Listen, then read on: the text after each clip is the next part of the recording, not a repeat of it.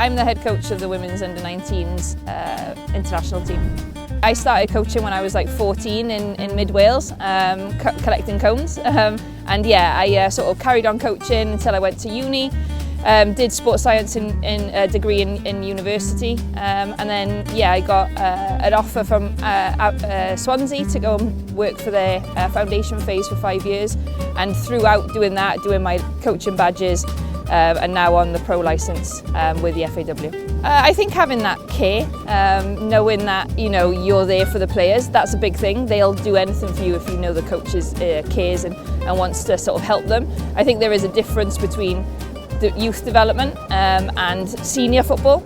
You have to understand that mistakes will happen in youth football more than in senior football, and there is a difference within that.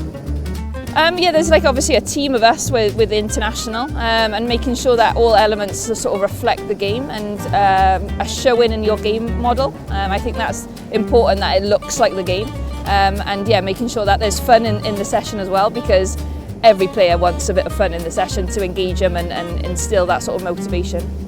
The session plans obviously are really important to structure the sessions, so then it's like flows and there's no sort of like dead time within the session.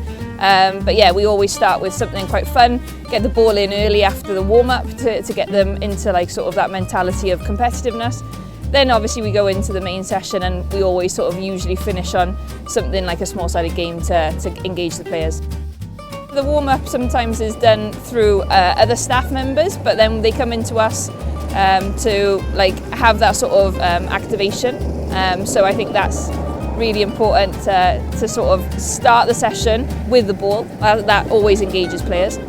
The main part of the session obviously is like what you want to work on, what's the objective of the session, what you want out of it from, are we defending the box, are we attacking the box, and yeah, we have to make that session relative to what the game looks like.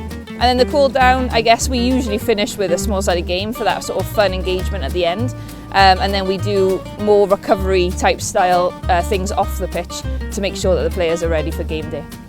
We usually use the S&C or sports scientist does the warm-up, and then they come into us to do like a fun activation technical session. Then in the main body, we do focus on the key parts of the game that we need to work on to really instill that game plan. And then in the final part, where it's the cool down, we usually do a small-sided game, and then the recovery strategies are really important afterwards. Evaluating the session is really important. I think coach reflections on your own, self-reflections is really important.